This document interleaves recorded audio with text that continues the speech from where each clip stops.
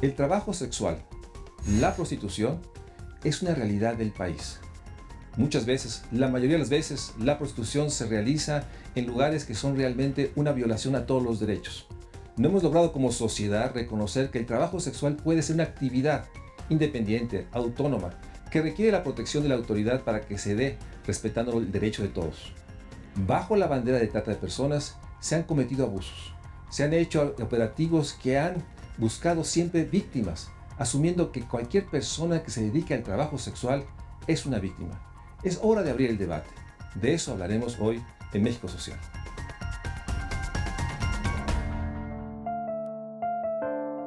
La prestación de servicios sexuales comerciales, también conocida como prostitución o trabajo sexual, es una actividad poco regulada en el marco de los derechos humanos a nivel mundial. El único instrumento internacional emitido al respecto refiere a una recomendación que la ONU presentó en 1949, donde buscaba la abolición de la explotación de la prostitución ajena. Hay quienes consideran que en todos los casos, la prostitución es una forma de violencia social contra las mujeres, donde su legalización tiene efectos negativos tanto para las personas que prestan servicios sexuales comerciales como para las víctimas de trata o explotación sexual. Específicamente en estos casos, la existencia legal de la prostitución motiva la trata de personas, robustece las mafias y legitima la explotación sexual ajena. Por otro lado, hay quienes consideran que las personas que están en el mercado del sexo pago ejercen esta actividad por libre elección y creen que la legalización de la prostitución contribuiría al acceso, ejercicio y garantía de los derechos humanos de las personas, principalmente mujeres, que participan en este mercado. Incluso creen que se centraría una lucha más efectiva contra la explotación sexual ajena y la trata de personas. En México este debate está abierto y las políticas que se han adoptado al respecto son inconsistentes. La prostitución en México no es un delito, sin embargo, no está plenamente legalizada. De acuerdo con un estudio de la Cátedra Extraordinaria Trata de Personas de la UNAM, de las 32 entidades federativas que integran la República Mexicana, 8 entidades no cuentan con ninguna legislación en esta materia y 24 entidades cuentan con disposiciones deficientes enfocadas a regulaciones sanitarias para evitar enfermedades de transmisión sexual y regulaciones restrictivas, las cuales establecen zonas o cercos sanitarios o prohíben su ejercicio en la vía pública. En general, la prestación de servicios sexuales en México tiende a regularse como una actividad tolerada, y su nula e inconsistente definición legal provoca que se gestionen con el mismo nivel de ambigüedad la prostitución, la explotación sexual, la trata de personas con fines de explotación sexual y la prestación de servicios sexuales comerciales.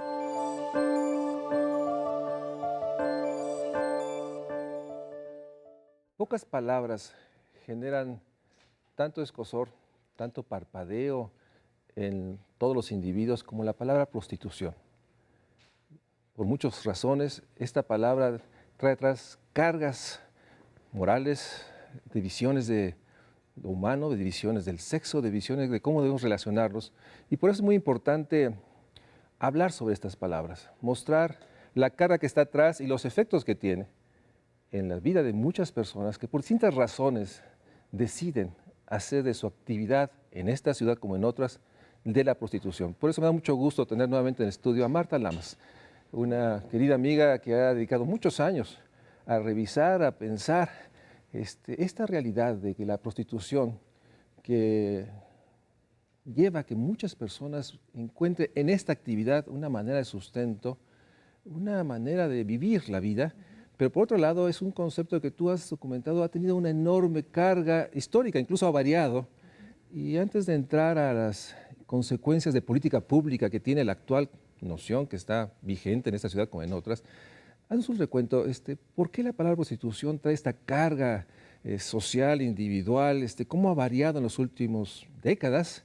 ¿Y cómo explicar que es una denominación que a veces no le decimos más que en voz baja y se dice en ciertas partes, pero no se reconoce que hay cientos, miles de personas que solo tienen como posible actividad para tener el ingreso necesario, prostituir, vender su cuerpo? Bueno, viene justamente de eso, de prostituire, que es poner a la venta, y tiene una connotación negativa porque, bueno, en la cultura mexicana, que es está entrelazada, entremezclada con el catolicismo, pues la relación sexual tiene una connotación básicamente dentro del matrimonio y para la procreación. Y el sexo recreativo no es aceptado fácilmente, digamos, en la cultura católica. Y además el término prostitución alude, digamos, a la puta, y la puta es una mujer que no solo tiene relaciones con muchos hombres, sino que incluso puede tener algo muy grave, un hijo de puta, es decir, un hijo cuya filiación no se sabe de quién es hijo porque ha tenido relaciones con varios, ¿no? Entonces es un término, los términos tienen sus momentos históricos, como tú bien dices, ¿no? En un momento en donde para saber que tu hijo era verdaderamente tuyo siendo varón, pues tú tenías que tener a tu mujer con sellito de garantía, la virginidad, y luego tener la fidelidad y la seguridad que ella no tenía más relaciones con los demás. Por lo tanto, las mujeres que por trabajo tenían relaciones con muchos hombres, ¿qué era lo que ocurría? Bueno, ponían en cuestión todo el sistema de herencia, todo el sistema de filiación y se volvían unos personajes peligrosos en muchos sentidos. Una mirada histórica nos muestra que incluso en México, antes de la llegada de los españoles, a las mujeres que se dedicaban al trabajo sexual se las veía como las alegres o las alegradoras. López Austin dice las alegra, y hay otros autores que dicen las alegradoras. Yo le creo mucho a López Austin, ¿no? Y Sagún tiene en la historia diciendo que andaban libres por las calles, riéndose, y no había un lugar como ahora hay las zonas rojas o los espacios de zonas de tolerancia, sino que se mezclaban con la población. Incluso hay un diccionario de un fraile Molina de 1620 y tantos, en donde aparece el término de puta honesta. O sea, había cosa que les extrañó mucho a los españoles, que era eso de una puta honesta. Bueno, una que le gustaba su trabajo y lo hacía fácilmente.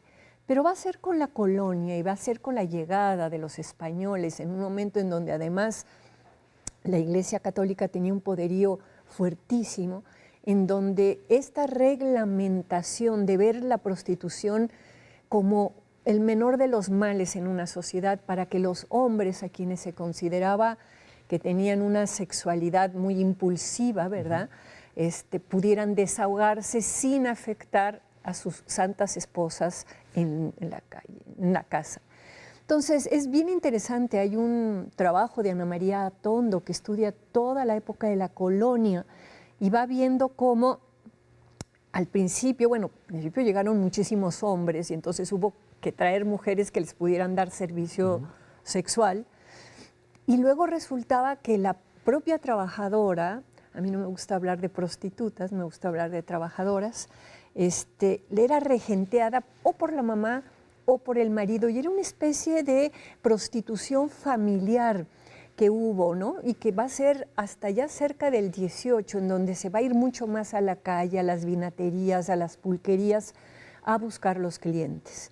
Y luego en México, en el siglo XIX, con la influencia francesa, se va a instalar el modelo higienista, que era que el Estado se tenía que hacer cargo, sobre todo por las enfermedades venéreas, de un registro y de un control de las prostitutas, ¿no? Entonces la Secretaría de Salud tenía su libreta en donde se iban registrando, y eso va a cambiar a principios del siglo XX, y con el general Lázaro Cárdenas, México va a firmar el convenio abolicionista, que lo que quería decir en ese momento el abolicionismo era que el Estado se retiraba de la administración y del control del comercio sexual. Libre. Lo dejaba, digamos, a que cada persona se manejara a sí misma, ¿no? Y va a ser muy interesante cómo se establece en el primer código para el Distrito Federal y territorios en 1931 la definición del lenocinio, que el lenocinio es cuando una persona es usada sexualmente o se saca provecho del trabajo de esa persona, del comercio sexual que haga esa persona, y pero que sí es mayor de edad y lo hace libremente, no va a haber delito. O sea, ahí empieza la primera diferenciación, digamos, que es Exactamente. fundamental. Se reconoce que hay personas que no están obligadas, no están atrapadas, hoy diríamos en la trata, y por lo tanto subyugadas para que cometan una actividad que no están dispuestas. Sí se reconoce en 31 que hay mujeres, hombres, que pueden decidir libremente dedicar a eso. Esto, o sea, es en 31. Claro. ¿Y este código se mantiene o se...? El federal se mantiene, lo que se han ido cambiando son los estatales.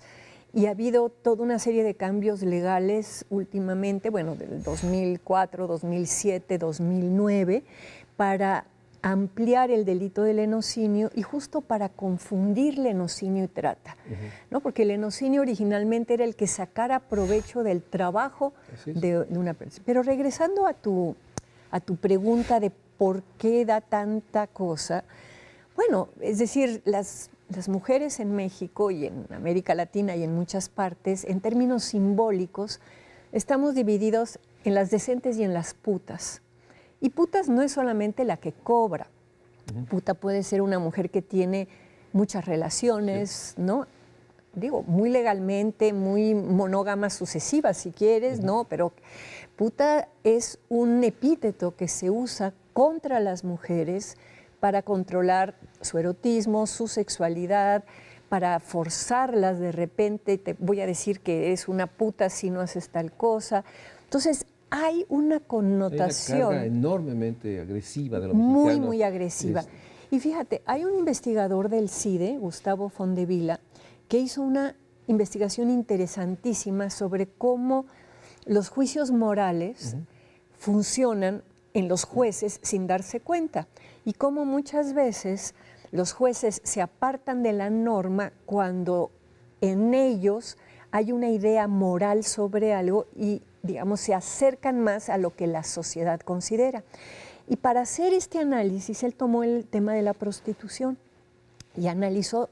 La Suprema Corte tiene un sistema en donde ya tienen codificados electrónicamente muchísimos expedientes y todo, y buscó el término prostitución desde 1917 hasta el 2009 que sale publicado su artículo. Y lo que es más interesante, todos los juicios que hubo sobre prostitución eran juicios contra prostitutas, además pobres. Él revisa dónde vivían estas mujeres y él se pregunta, qué curioso que en ningún momento aparece el cliente. O sea, si el comercio sexual está mal, pues hay quien vende, pero hay quien compra, es como con la droga. Digo, Sí, está igual de mal el que compra droga que el que vende droga, ¿no? Pero entonces él analiza y dice, qué curioso que todos los juicios que se han dado, ¿no?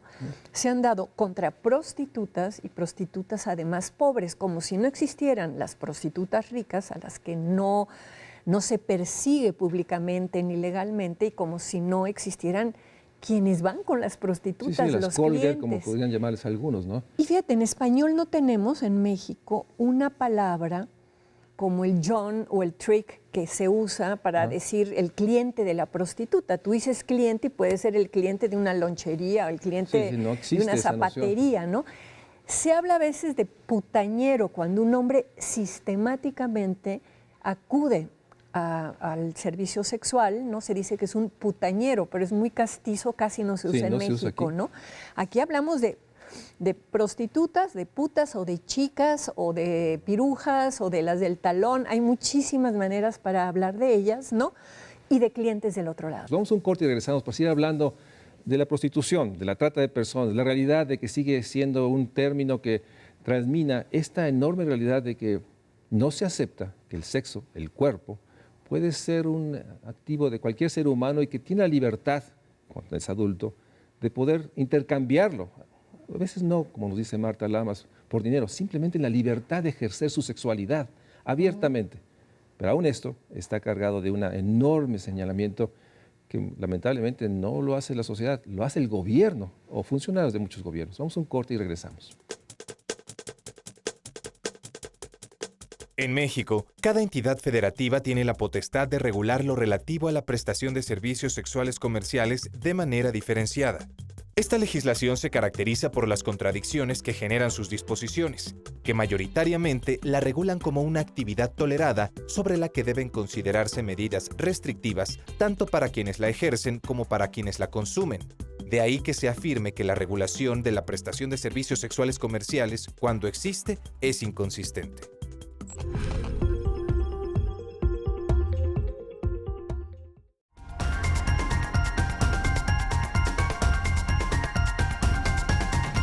Marta, tú y yo sabemos que el lenguaje habla, transmite visiones, percepciones. Es la casa del ser, nos dice un filósofo mayor. Y por eso la palabra prostitución transmite eso. Pero de pronto surge con otra denominación, trabajo sexual, comercio sexual. Pareciera ser que es un término neutro, digamos que designa sin la carga, pero también tiene sin duda percepciones, visiones y una idea de mundo. ¿Cuándo surge? ¿Por qué surge y por qué sigue estando en tensión con la palabra prostitución? Mira, esto tiene que ver con la segunda ola del feminismo que aparece en el mundo, en Europa, en Estados Unidos, en México, finales de los 60, principios de los 70. Y muy desde el principio hay una crítica justamente a la doble moral sexual con respecto a las mujeres, ¿no? Para los hombres tener muchas relaciones sexuales era colgarse medallitas de ya me eché una, a dos, a tres. Para las mujeres no, había esta sanción sobre la libertad sexual y eso hizo que se juntaran en distintos países y en distintos esquemas trabajadoras sexuales y feministas. Y claro, las trabajadoras sexuales empezaron a decir, apóyennos en que esto se reconozca como un trabajo, que la policía no nos esté persiguiendo, los clientes que vienen con nosotras. Entonces, va a ser a mitad de los años 70 en Estados Unidos, en Canadá, en Europa, que hay protestas importantes de trabajadoras sexuales diciendo, porque hay países como Estados Unidos que, excepto el estado de Nevada, está prohibida la prostitución, ¿no? México no está prohibida, en eso tenemos una cultura más liberal.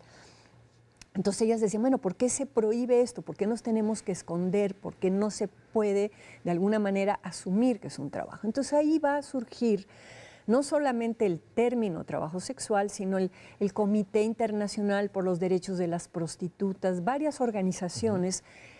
Y luego, a partir de los años 82, 83, en América Latina, Ecuador es el primer país que tiene un grupo de trabajadoras organizadas que se piden sindicalizar. Luego vendrán Brasil, vendrán otros. En México es hasta los 90 que eso ocurre. Y entonces todo digamos, impulso que tiene que ver con eso, con la liberalización de la actividad sexual, con entender que hay sexo recreativo, que no todo sexo va dirigido a la procreación ni tiene que ser dentro del matrimonio. Todo eso va a ser una ola muy, muy fuerte en los 80. Y en Estados Unidos, con la llegada de Reagan primero y luego de Bush padre y Bush hijo, ¿no? Que van a meter como un retroceso porque tienen una política muy conservadora con respecto a la sexualidad. Van a hacer las campañas de abstinencia antes del matrimonio, de fidelidad, van a estar en contra de los anticonceptivos, de que haya información sexual para los adolescentes. No se asume que, dentro de los derechos está el derecho a una sexualidad libre y responsable. Exactamente, pero digamos, ahí sí va a venir toda esta política conservadora y en esta política se va a dar algo muy extraño, que es que los conservadores, muchos de ellos religiosos de derecha, van a encontrar en un grupo de feministas muy importante unas aliadas, porque va a haber bastantes feministas que van a considerar que la violación es, que la prostitución es como una violación, que la prostitución es una forma de degradación y de violación hacia las mujeres y van a juntarse estos grupos religiosos con estas feministas que las llaman radicales, pero para mí radical quiere decir ir a la raíz del asunto, yo te diría que son feministas abolicionistas. Entonces, esta confluencia va a marcar la política de un país que es el país que sienta en muchos sentidos lineamientos desde Naciones Unidas y desde sus grandes instancias, que es Estados Unidos. Bueno, lineamientos sobre todo de seguridad nacional, porque se junta con la percepción que el crimen organizado se convierte en una amenaza Claro. a los intereses La nacionales. migración, tráfico de armas, de personas y de drogas son las tres Entonces, tráficos. se encuentra entonces este apoyo de feministas que asumen, corrígeme si así es, o si no es así, que en toda actividad sexual, digamos, fuera del matrimonio, Fuera de una relación amorosa. hay una explotación, hay un abuso, que ninguna mujer pudiera dedicarse a esto y lo que debe es prohibirse. Entonces los abolicionistas que sostienen que cualquier relación sexual fuera de una relación amorosa debe prohibirse, y aquellos que, digan, el otro extremo, que asumen que sí, hay una actividad sexual recreativa que ejerce un derecho humano y que es parte de la vida. Estas dos posiciones por grupos feministas. Sí, y además lo más interesante es que quienes logran entrar, digamos, a la estructura de Naciones Unidas son las feministas más conservadoras, que van a impulsar que en el año 2000, cuando se hace el protocolo de Palermo, que tiene que ver con estos tres tráficos de personas, de drogas y de armas, ¿no? Hacen una cosa que, claro, digamos, tú estás bastante enterado porque justamente al ser el director de la Cátedra de Trata de la UNAM, mandaste a hacer una investigación sobre cómo ese protocolo mezcla los términos de trata, de lenocinio, de explotación sexual, de prostitución y de trabajo sexual, ¿no?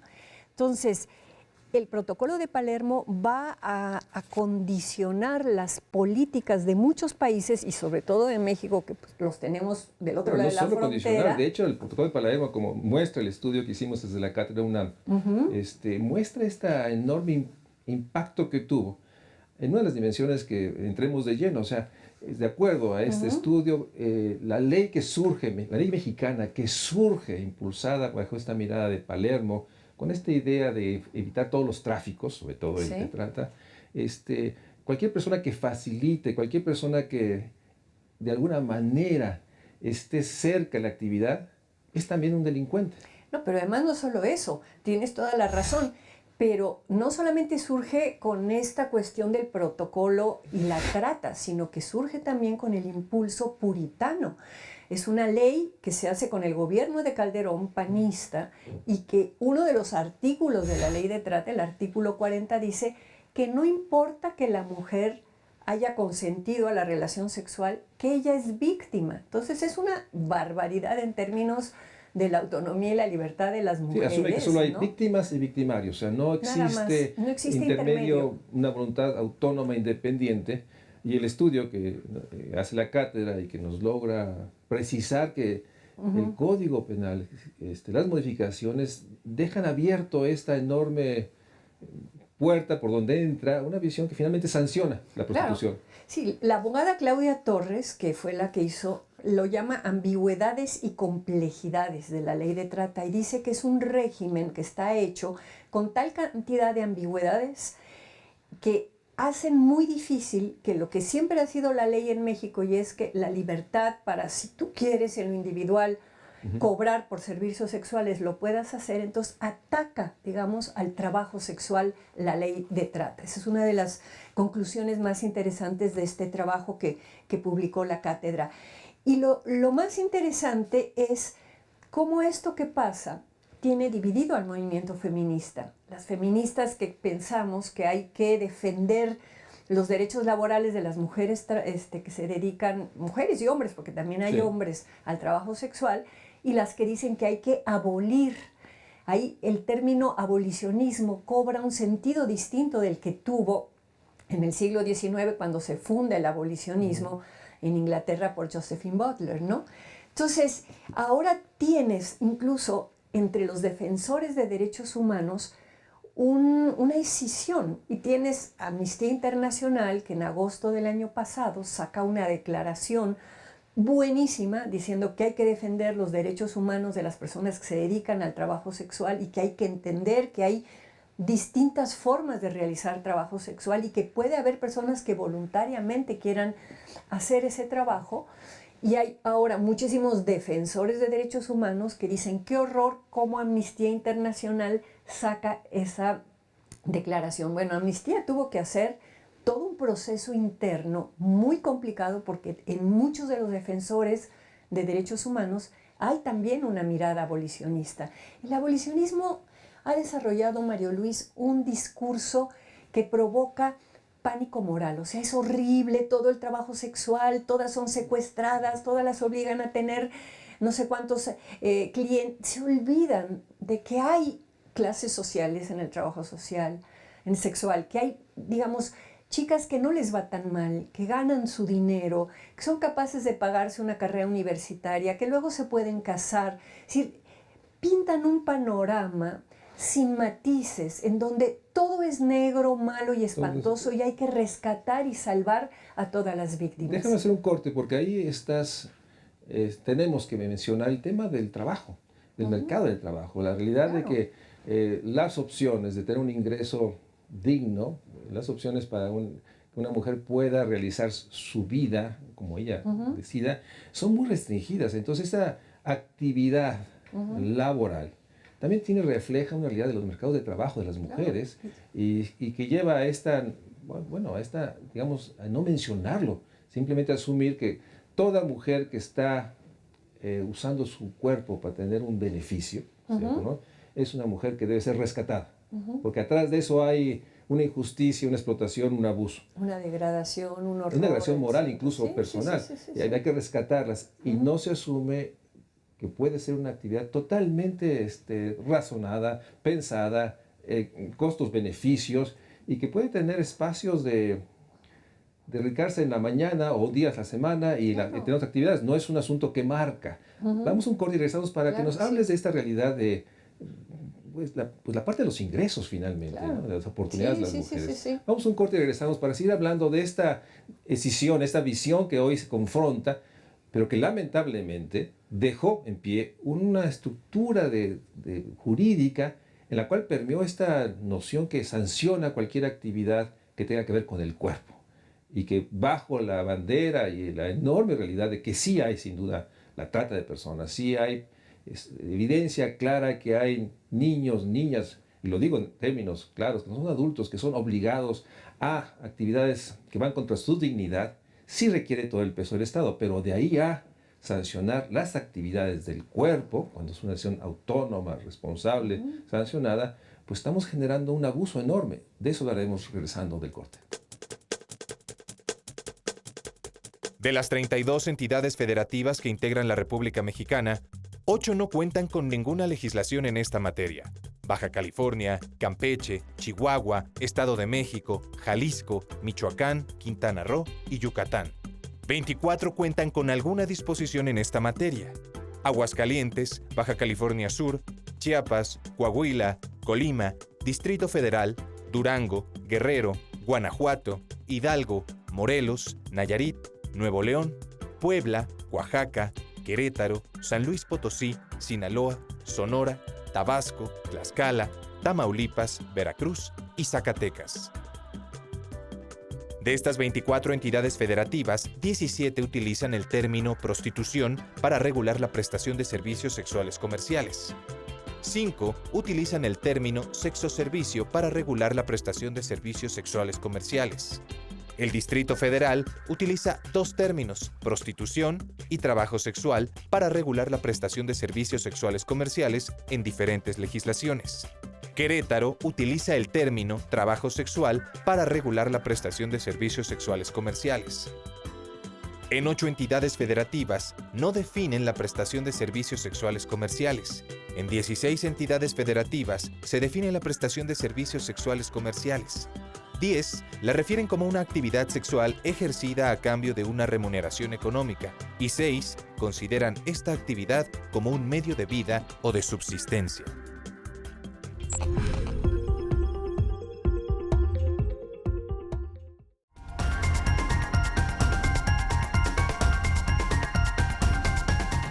Marta, al final del último corte hablábamos sobre esta realidad del mercado de trabajo. Atrás de eso hay esta realidad de que no se puede asumir que es una decisión en la cual, pues bueno, una mujer pues tiene muchas oportunidades de ingreso y de seguridad social, de prestaciones, y que ante eso, pues, ¿cómo se le ocurre Claro. actividad. O sea, ¿cómo visualizas esta otra dimensión que incide Sí. en términos de...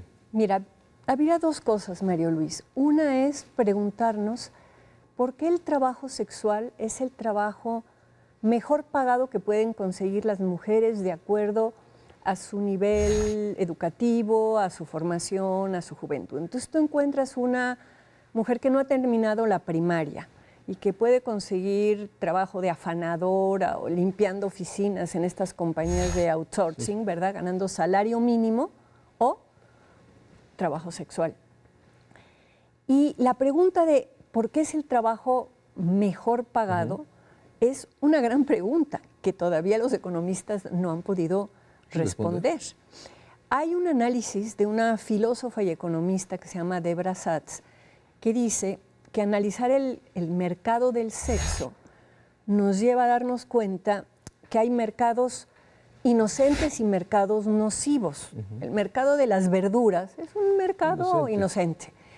El mercado sexual es un mercado nocivo porque respalda la idea de que las mujeres son objetos sexuales que pueden ser comprados, porque incide esta cuestión de la doble moral. Y ella lo que dice es que para acabar con un mercado nocivo, lo peor es prohibirlo, porque entonces lo llevas a la clandestinidad, que es lo que se ha hecho con algunos países, las políticas de prohibir el comercio sexual, pues lo han mandado a la clandestinidad.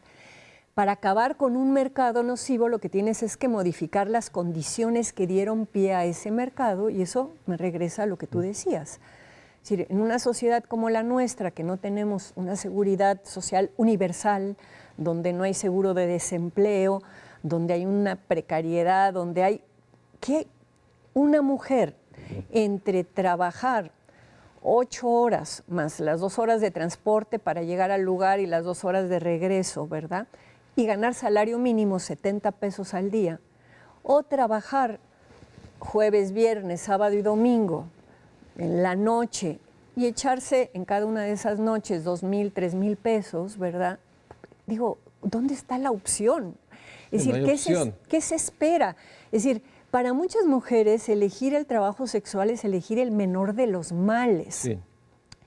Y cuando hay personas que dicen, qué horror, la explotación sexual, a mí una trabajadora de la Merced el otro día me decía, explotación, cuando yo trabajaba en el outsourcing y me ganaba 70 pesos al día, yo aquí saco por lo menos 500 pesos al día. Entonces, ¿dónde está la explotación? O sea, en un sistema capitalista, de lo que se trata cualquier trabajo es de sacar plusvalía. Ahora, tú tienes que tener reglas y los trabajadores tienen que tener derechos y tiene que haber una protección al trabajo. Cuando hablas de protección es que el Estado, el gobierno debe dar esa protección para que se den condiciones, digamos, de seguridad de ambas partes. Exactamente, y para que haya reglas. De hecho, ya tenemos en la Ciudad de México la fortuna de que en el 2014, en enero, la licenciada Paula María García Villegas Sánchez Cordero, que es la hija de la exministra Sánchez Cordero, hizo una resolución buenísima obligando al gobierno de la Ciudad de México a entregarles la licencia de trabajador no asalariado a las trabajadoras que están en la calle, porque tú sabes que vender servicios en la calle pues requiere un permiso. Si tú quieres lustrar zapatos o ser mariachi o vender jugos, ¿verdad? Bueno, y es la figura de trabajador no asalariado implica que no tienes un patrón que te está pagando, sino que a quien va pasando le vas vendiendo tu servicio. Bueno, un grupo de trabajadoras independientes y pidieron un amparo porque habían pedido repetidamente la credencial, ese reconocimiento, y el gobierno no se lo daba, hasta que se fueron a un litigio jurídico y lo ganaron y la juez ya lo reconoció. Pero ahora explícame cómo eso, que sin duda es un avance, claro, porque evita la extorsión de la autoridad que abusaba y obviamente genera ciertos mínimos de seguridad.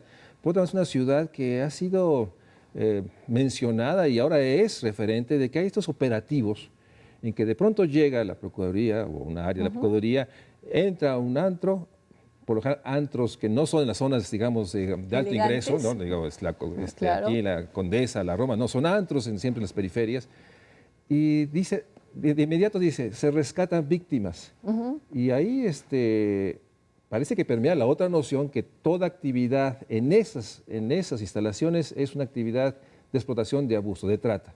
Ese es uno de los puntos negros que yo le veo a la política de la Procuraduría en el distrito. Bueno, y la contradicción de la ciudad, porque finalmente es una ciudad que dice que derechos y de pronto tiene esta... Claro, pero ahí tiene que ver mucho la cuestión ideológica. La fiscal antitrata es una abogada no corrupta, en eso se lo reconozco, muy decente, pero con una visión de que está mal. Ella yo creo que es abolicionista, no sé si se ha dado cuenta o si lo asume públicamente, pero su postura es una postura de llegar, como tú dices, a los antros y separar a las chicas y decir, las víctimas de este lado, y si hay una trabajadora, una teibolera que dice, oigan, yo no soy víctima, entonces eres cómplice. Entonces las chicas, no, pues prefiero ser víctima a que me digan que soy cómplice. No, yo no conozco a la persona responsable. Bueno, dice, es que la ley me dice esto y yo por eso actúo así. Digo, pues, finalmente en esta visión muy jurista, no hay interpretación. Dice, hay victimarios y víctimas. Claro. Y todo aquel que facilite es cómplice y como tal debe ser tratado como un delito grave, incluso más absurdo, que se vuelve delito grave, y tenemos casos evidenciados de el taxista, la señora afanadora, que son los que están en los penales de alta seguridad. Porque estaban allí. Así es. Pero además no solamente hay eso, también hay que desde Estados Unidos hay una política de premiar a los países o a las procuradurías que rescaten más víctimas. Entonces lo que estamos viendo aquí en la Ciudad de México, lo estamos viendo en Chiapas, en Tapachula, en donde además a la pobre mujer que vino huyendo de la violencia de Honduras, caminando desde Honduras y que llega a Tapachula, ¿verdad? Lo primero que hace, ¿de qué consigue trabajo? Pues o de mesera o de trabajadora sexual o en un antro, y cuando la encuentran, la pescan y la deportan a ese lugar de violencia de donde salió huyendo. Entonces hay una política totalmente antihumanitaria a nivel federal y absolutamente absurda y equivocada a nivel de la Ciudad de México, porque están siguiendo la ley de trata así como si fuera la Biblia, ¿verdad? Yo creo en esta Biblia y no hago una revisión, como hizo la cátedra, de todas las ambigüedades y los errores que hay en la ley de trata. Entonces, desde usar la palabra explotación, a ver, yo estuve en una reunión hace 2 años, un taller para distinguir comercio sexual y trata, donde estaba el Programa de Derechos Humanos de la UNAM, Luis de la Barrera, gente del Instituto de Salud Pública, y llegó la fiscal a contarnos que había ido, creo que a Iztapalapa, a detener en un antro 100 personas, porque las chicas que estaban dando servicio sexual, el antro cobraba 3,000 pesos y a ellas les daban solo 1,000. Cada chica se echaba en la noche 4 o 5 servicios, 4 o 5 mil pesos, que no está nada mal, digamos, como ingreso, ¿verdad? Y esta fiscal detiene a los que trabajan allí, a los meseros, deja sin trabajo a más de 100 personas, porque había explotación, porque si se cobraba a 3,000 pesos, le tenían que haber dado los 3,000 pesos. Si hay un beneficio económico a un tercero, si hay un beneficio, como dice la ley, entonces eso es explotación. Entonces hay un nivel de incongruencia y de error, y hay muy poca voluntad política por parte de la fiscal, espero que la haya con el procurador y en última instancia con el jefe de gobierno, para entender que la política que se está llevando en este momento, basada en una ley que tiene ambigüedades y complejidades, está poniendo a muchísimas de las mujeres, de las teiboleras, de los chicos que hacen trabajo sexual, en una situación de desempleo, de riesgo, incluso de cárcel, por una mala interpretación de una ley que nos viene, ¿verdad?, de un movimiento conservador puritano y que ha sido retomada de la manera más acrítica, ¿no?, para aplicarla así ciegamente en México. Entonces, parecería que el hacer operativos y rescatar víctimas las llenan así de hay honor. Una especie de aprecio, sale en la prensa, es reportaje, y llega a ser considerado como un logro. Déjame hacer un corte porque puede ser un asunto, digamos, simplemente de cumplir la ley, pero yo siento que por otra parte hay cierta intención de tener estos reconocimientos de estas otras instancias. Claro. Hay organizaciones nacionales, internacionales, que les brindan, por lo menos, y lo hemos visto, ¿no?, un diploma o un reconocimiento por los operativos. O sea, hay un pragmatismo político aberrante porque se hace en el abuso de personas que no necesariamente estaban ahí sometidas, obligadas. Y atrás está esta visión moral de que nadie puede dedicarse a actividades sexuales si no es bajo explotación. Entonces atrás termina eso. Vamos a un corte y regresamos porque finalmente lo que queda es, bueno, y cómo confrontamos algo que está muy extendido, de que la trata es realmente el enemigo a vencer y que se mide por número de víctimas, y eso nos lleva a esos abusos. Vamos a un corte y regresamos para seguir hablando de esta realidad de ciudades como la nuestra, la Ciudad de México, pero ¿qué pasará en otras ciudades donde es más duro la versión moral de que castiga a cualquier persona, mujer sobre todo, que se decide a usar su cuerpo como una actividad libre, no, ejerciendo su autonomía? Me puedo imaginar en otras ciudades más conservadoras, más duras, el castigo y la clandestinidad está llevando pues, realmente a una situación de sometimiento. Y los riesgos, pero bueno, hablamos. Vamos de eso regresando del corte.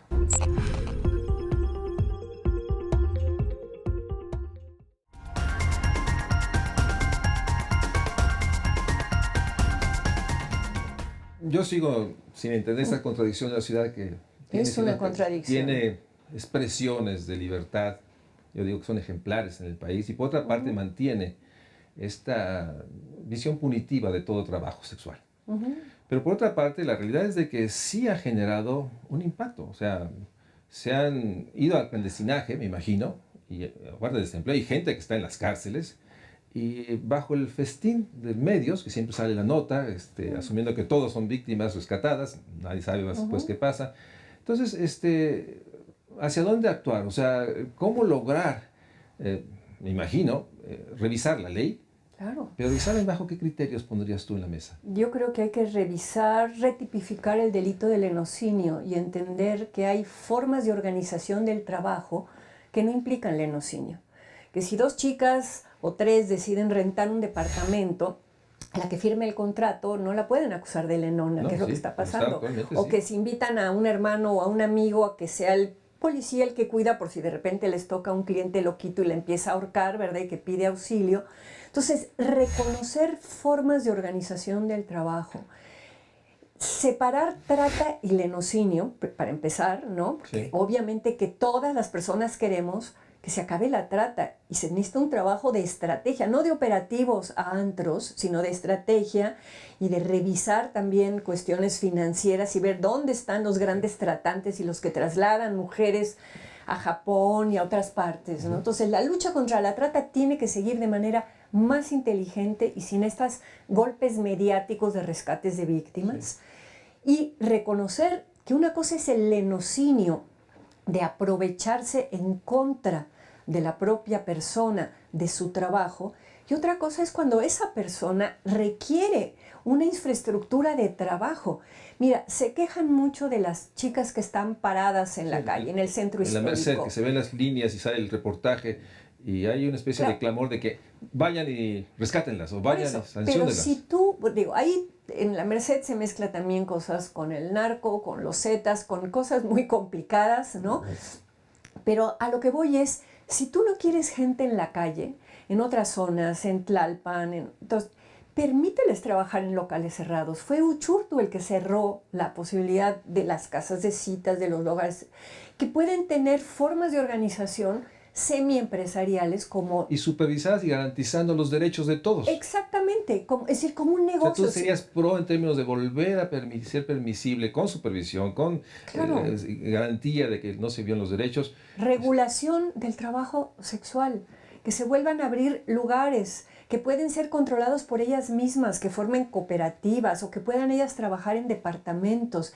Hay que ver cómo han resuelto esto en Italia, en España, en muchas partes, sin ese moralismo y sin esta confusión de que todo es trata. Bueno, no todo y ahí es está trata. un punto, digamos, frontal, porque para muchas personas el proponer simplemente que haga casas de citas donde hay trabajo sexual es una especie de incitación a que haya una moralidad que no es permisible. Claro. O sea, y hay que decirlo porque hay que confrontar estas visiones, porque finalmente no se va a acabar la prostitución del trabajo sexual. No se va a acabar mientras no tengamos otro sistema social. En el capitalismo no se va a acabar. Entonces haya realmente un mercado de trabajo que genere una actividad digna, con un ingreso suficiente. Con flexibilidad, las chicas que trabajan 3 noches y sacan 50 veces más que lo que trabajarían, digo, lo que ganarían en un trabajo asalariado, sin la flexibilidad, tienen tiempo para cuidar de sus hijos, para hacer muchas cosas. Entonces, el tema de fondo es el trabajo, como bien Sí. apuntas tú.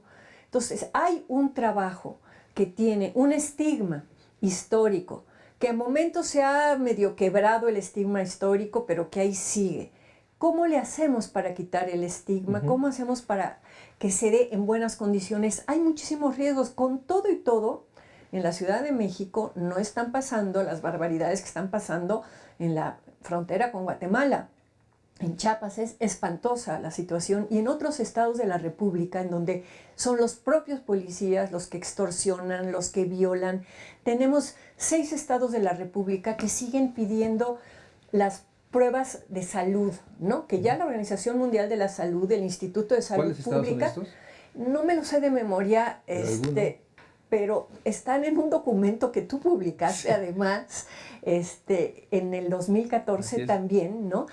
Y en estos estados lo que hacen es checan a las chicas, pero no checan a los clientes. Entonces ya se ha visto que no sirve para nada, digamos, las pruebas médicas, si no las haces a las dos partes, y que nada más sirven para Pero tú estigmatizar no y para estarías de acuerdo en extorsionar. términos de esta otra visión, digamos, de sancionar la demanda.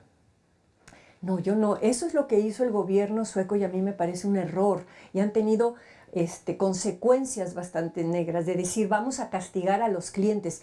Yo no creo ni en castigar ni en prohibir. Creo, como dice Deborah Chast, en modificar las condiciones estructurales de trabajo para que quienes se dediquen al trabajo sexual sea porque eso les gusta, por la carnalidad, por la pachanga, por el desmadre, Y no obviamente por la enfrentar a necesidad. cuando hay abuso, explotación, sumisión, sobre todo cuando estamos Obviamente. hablando de personas vulnerables o vulneradas. Claro. Ahí no hay ninguna duda, o sea. No, pero además es un trabajo que se tiene que hacer a partir de cierta edad, ¿no? No, yo digo, a mí la prostitución infantil me pone los pelos de punta, la digamos, no es por ahí el asunto, pero que tiene que tener condiciones para hacerse, y que para que las personas, en vez de elegirlo como el menor de los males, lo pudiera elegir como esto es lo que más se me antoja, necesitaríamos cambiar muchísimas cosas que en este momento no están. En este momento sí es la tablita de salvación, y también es el menor de los males, donde las mujeres encuentran el mayor ingreso y la mayor flexibilidad para combinar la maternidad, los hijos, el cuidado de la casa con un ingreso. ¿Qué sentido tiene que un gobierno progresista como el de la Ciudad de México se dedique a hacer operativos en lugares, pero así de pena, Sí, ¿verdad? marginales. Absolutamente marginales, y en donde las chicas, si tú llega la policía y te dice o eres víctima o eres cómplice, ¿qué vas a decir? Soy víctima. Y además con el tema del estigma, muy pocas a lo mejor tienen la fortaleza, las independientes sí lo tienen, pero muy pocas tienen, decir, yo estoy aquí porque quiero y porque esto es lo que necesito y lo que estoy haciendo no es ningún delito. No, se ven atemorizadas. Hay un tema muy, muy agresivo de cómo llega la policía a hacer el operativo, ¿no? En ese sentido, ¿qué sigue? O sea, hay que sensibilizar a la autoridad, hay que sí. hay que hacer modificaciones en el marco jurídico federal y en los locales, hay que sacar de este clandestinaje el tema y hay que hablar del trabajo sexual libremente ejercido con autonomía y darles garantías como cualquier otro trabajo. Claro, Eso implica fortaleza de los gobiernos o fortaleza del Estado Claro. y claridad en términos de principios que no tengan esas contradicciones perversas, porque déjame sospechar que, bueno, pues el reconocimiento internacional, el reconocimiento Claro, de Estados Unidos, de una ceremonia en la cual reciben una placa, y yo he visto a gobernadores claro, diciendo, hemos rescatado tantas no, víctimas. el gobernador del Estado de México, he visto al nuevo gobernador de la ciudad recibiendo reconocimientos, cuando no queda claro qué pasó con las víctimas rescatadas, dónde están, si fueron reinsertadas socialmente como debería ser el proyecto, y se quedan en Y si eran víctimas en primer lugar, ¿no? Así es. Mira, se necesitan varias cosas. Sí se necesita sensibilizar a los funcionarios de alto nivel, porque creo que el caso de la subprocuradora de la Ciudad de México, ya he intentado hablar yo con ella y no hay forma, ¿no? Pero sí me parece muy importante hablar con el procurador y con el jefe de gobierno. Me parece que es fundamental que entiendan la complejidad del asunto y cómo está quedando el gobierno de la Ciudad de México frente a ese tema.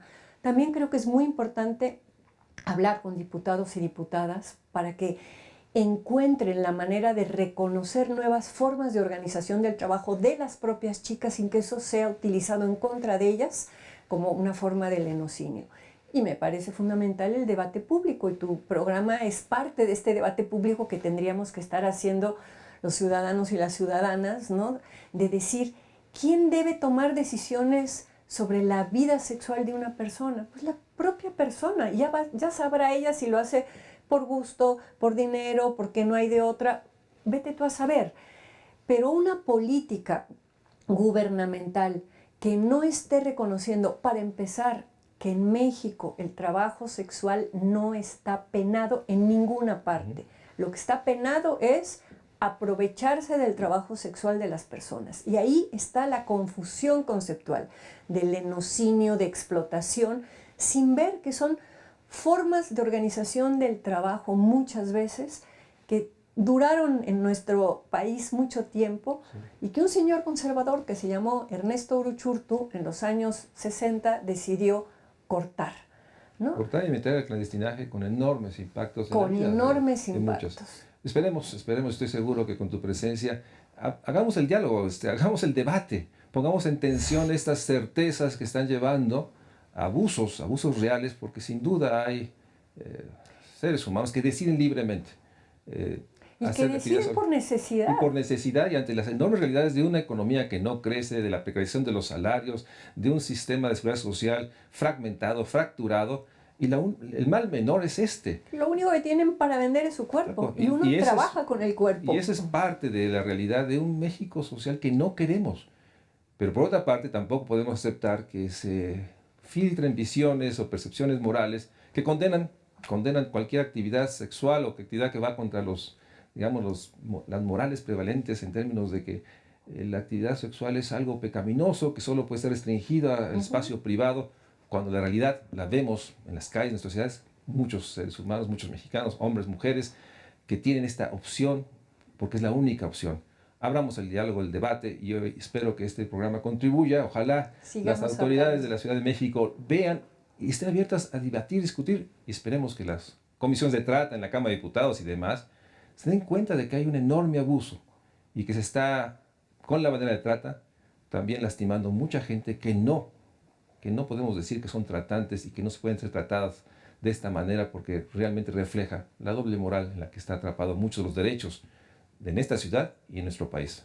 Gracias a ustedes, gracias Marta, esperemos que sigamos generando la reflexión del diálogo. Claro. Que finalmente es lo que planteamos desde México Social. Muchas gracias, Marta. Gracias.